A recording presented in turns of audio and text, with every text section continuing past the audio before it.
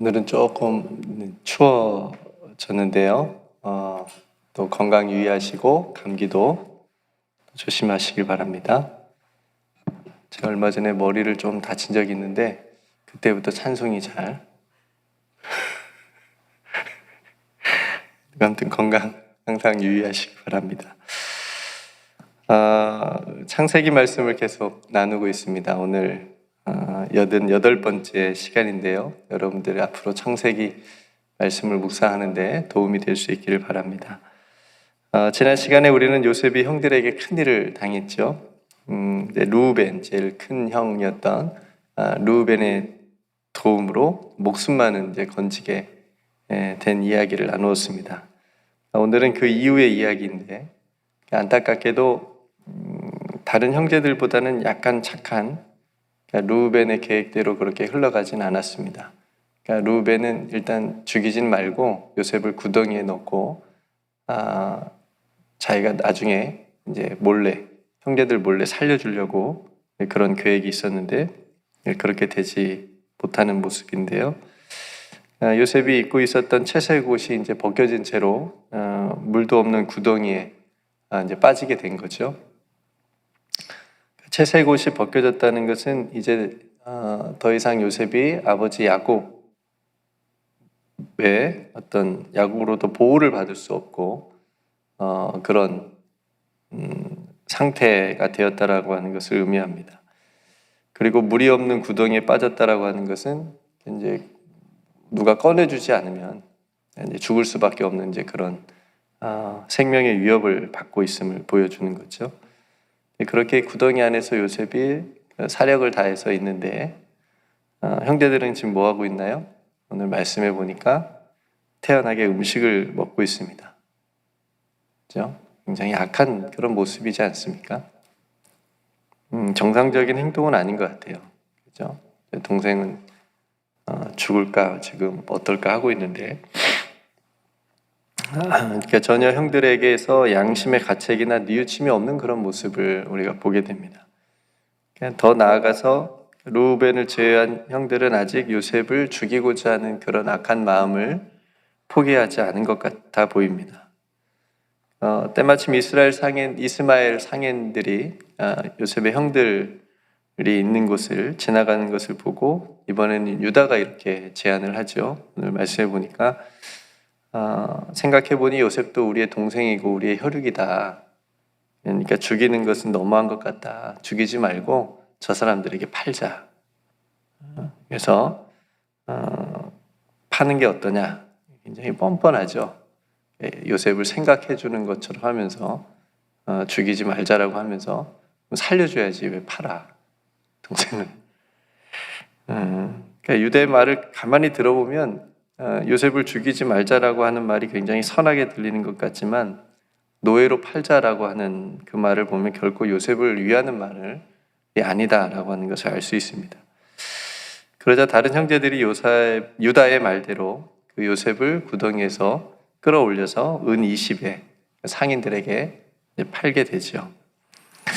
그러니까 요셉은 이제 사랑받는 그 아들의 신분에서 그냥 뭐 하루아침에 갑자기 노예의 신분으로 그렇게 되어서 애굽을 향하여 가게 되었습니다.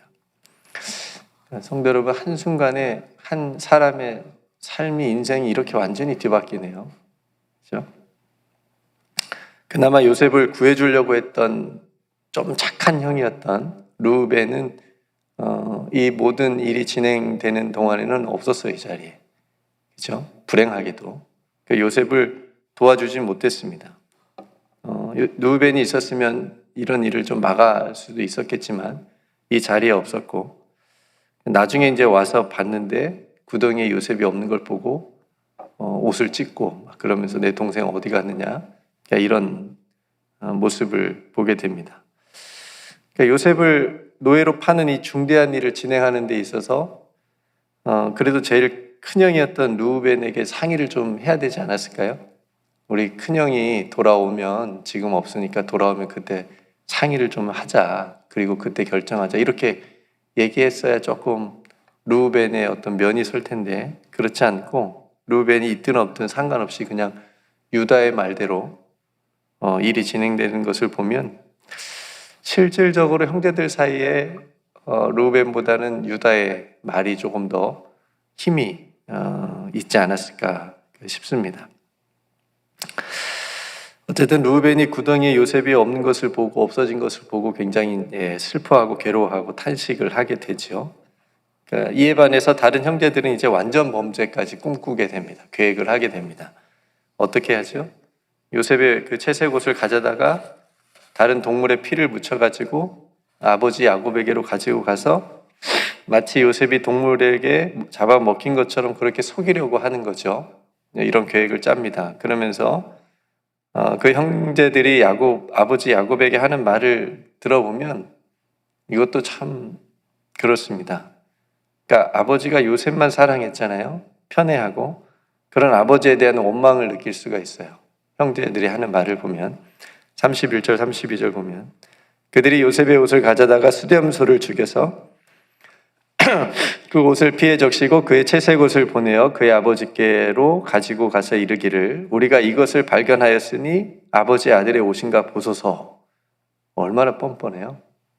자기들이 다 해놓고 마치 자기들은 요셉을 만나지 못한 것처럼 그렇게 말을 하고 자기들도 뻔히 이게 요셉의 옷인 것을 알고 있으면서 아버지 야곱으로 하여금 확인하게 하고 그렇게 하는 너무 악한 모습을 보게 됩니다. 그러니까 아버지 야곱으로 하여금 스스로 당신이 사랑하는 아들이 요셉이 죽었다라고 하는 것을 인정하게끔 하는 그런 의도가 담겨져 있고 아버지가 그렇게 사랑했던 아들이 요셉이 결국 이렇게 되었네요. 죽게 되었네라고 하는 그런 의도로 아버지의 마음을 더 아프게 하는 그런 말이기도 했습니다. 그렇게 야곱이 자신의 아들들에게 속습니다. 정말 자신의 아들, 사랑하는 아들 요셉이 죽은 것처럼 그렇게 통하게 되죠. 자신이 준 채색 옷이었으니까 당장에 요셉이 오신 것을 알아보겠죠. 야곱의 심정이 어떠했을까요? 실감이 나지 않았겠죠. 그죠? 상상할 수 없을 만큼 큰 슬픔이 있었겠고 또 자기가 심부름 보내서 이런 일이 일어난 거잖아요. 그죠? 형들한테 가서 보고 오라고 심부름 시켰는데 죽어서 왔으니까 얼마나 큰 죄책감이 있었겠습니까? 그리고 사랑하는 아내였던 라헬도 떠올렸겠죠. 그죠? 그 엄마였으니까. 그러니까 깊이 애통하면서 슬퍼했을 그런 야곱의 모습이 그려집니다. 또 형제들은 뻔뻔하게 그런 아버지를 위로해요. 그죠? 다 위로하지만 야곱은 그 위로를 위로받지 못했습니다. 그 위로에.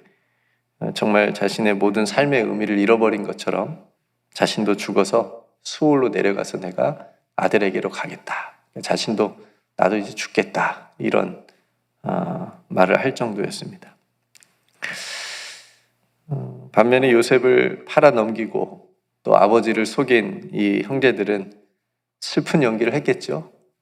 자신들도 옆에서 막 울면서 동생을 마치 자신들도 잃어버려서 슬픈 것처럼 그렇게 연기를 하면서 위로하는 그런 모습도 보여주고요.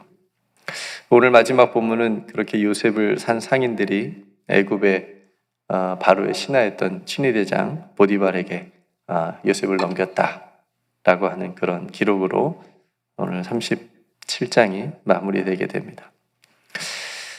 성도 여러분, 오늘 이 본문 안에서 여러분들은 어떤 것을 느끼시나요?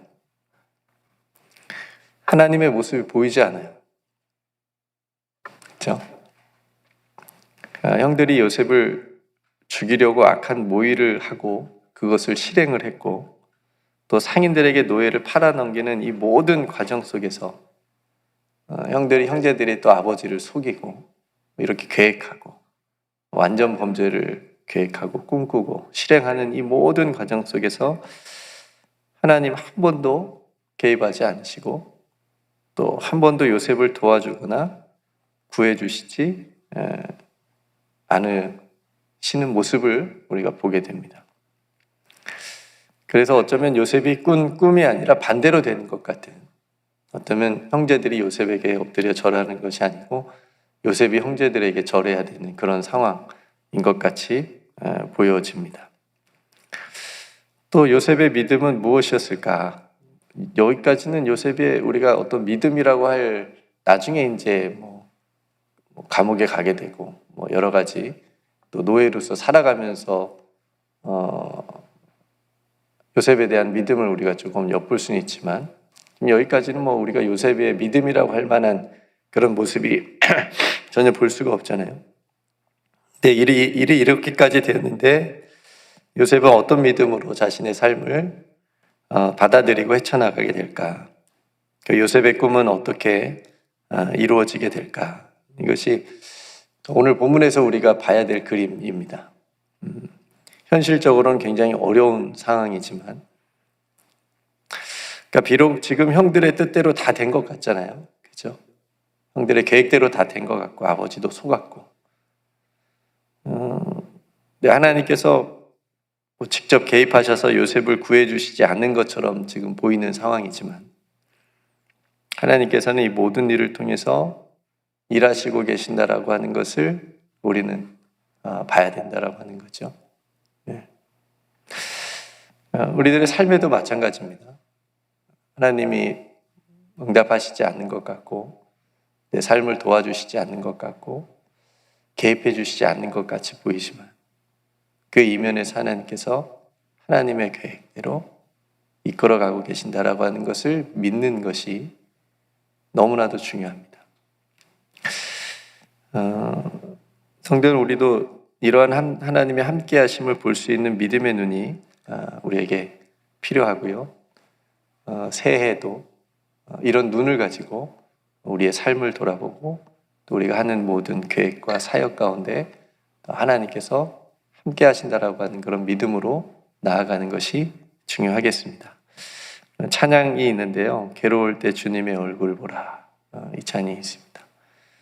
괴로울 때 더 주님의 얼굴을 바라볼 수 있는 믿음, 힘이 없고 마음이 연약할 때 능력의 주님, 또 의지하고 바라보는 믿음, 또 눈을 들어서 우리의 도움 되시는 주님을 바라보고 우리의 모든 염려를 누구께 맡겨요? 남편한테 맡기면 힘듭니다. 남편도 아내한테 맡겨도 힘들고, 주님께, 우리 주님께 믿음으로 우리의 모든 염려를 또 맡길 수 있는 그런 믿음으로, 하나님께서 하나님이 기뻐하시는 일을 우리를 통해서, 우리의 삶을 통해서 하신다라고 하는 그런 믿음을 가지고 우리는 믿음으로 서는 그 일, 그 모습이 저와 여러분들의 올 한 해의 모습이 되기를 주님의 이름 축복합니다. 그러니까 되어진 일들, 현실, 이것만 바라보지 않고, 보이진 않지만 하나님께서 그려가시는 큰 그림을 올 한 해도 볼 수 있기를 소망합니다. 그러면 혹 우리가 뜻하지 않게 당하는 어떤 어려움이나 어떤 힘듦, 그런 일들을 넉넉히 또 이겨갈 수 있으리라고 믿습니다. 그래서 그런 믿음을 가지고 올 한 해도 승리하시는 저와 여러분들이 되시기를 주님의 이름으로 축복합니다. 함께 기도하겠습니다. 은혜로우신 아버지 하나님, 오늘 요셉이 정말 의도치 않고 뜻하지 않게 형들의 악한 계획에 의해서 애굽에 또 노예로 팔려가는 그런 장면을, 모습을 우리가 함께 말씀을 통해서 봅니다. 요셉의 형제들의 이 악한 계획들이 다 순전하게 다 되는 것 같고 진행되는 것 같지만, 그 이면에 보이지 않는 하나님의 또 섭리가 있고 또 하나님의 뜻이 있음을 우리가 보게 됩니다. 하나님, 그것을 올 한해 우리들의 삶 안에서도 깨닫게 하여 주시옵소서. 하나님께서 우리와 함께 하신다는 믿음을 잃지 않게 하여 주시옵시고, 우리의 삶을 통해서, 우리의 가정을 통해서, 우리 교회를 통해서 하나님께서 그려가시는 놀라운 하나님의 그림을 우리가 믿음의 눈으로 바라보게 하여 주시옵시고, 혹 힘들고 어려운 일을 만날 때 더욱 주님을 바라보고 의지하고 우리의 모든 염려를 주님께 맡길 수 있는 믿음으로 올 한 해 승리하며 나아가게 하여 주시옵소서. 그 어떤 것도 우리를 넘어뜨릴 수 없음을 늘 기억하게 하여 주시옵시고 주님의 손 꼭 붙잡고 오늘 한 해도 승리하며 살아가는 우리 사랑하는 성도들의 모든 삶이 되게 하여 주옵소서. 사랑하는 성도들의 가정을 붙들어 주옵소서. 믿음을 더하여 주시옵시고 말씀을 더하여 주시옵시고 온 가족이 함께 기도하게 하여 주옵소서. 우리 교회를 붙들어 주옵소서. 성령으로 충만하게 하시고 악한 마귀에 틈타지 못하도록 하나님 늘 지켜주시옵시며 하는 모든 사역들이 주님의 마음을 기쁘시게 하는 사역들, 섬김들 되게 하여 주시옵소서. 하나님, 세계에서 수고하시는 복음 전하는 귀한 선교사님 하나님께서 붙들어 주시옵시고 올 한 해도 선교사님들의 귀한 사역 가운데 열매 맺게 하여 주시옵시며 귀한 선교지에 복음이 증거되게 하여 주시옵시고 예수 믿는 영혼들 날마다 더하여질 수 있도록 그 땅을 축복하여 주시옵소서. 오늘도 사랑하는 성도들이 엎드려 기도할 때마다 하나님께서 귀 기울여 응답하여 주시옵시고 무엇보다 주님을 깊이 만나 주님의 마음을 우리의 마음에 담을 수 있는 귀한 새벽 기도 시간 되게 하여 주시옵소서. 우리에게 베풀어 주신 모든 은혜 감사드리며 오늘도 우리와 함께 하시는 우리 구주 예수 그리스도의 이름으로 간절히 기도드리옵나이다. 아멘.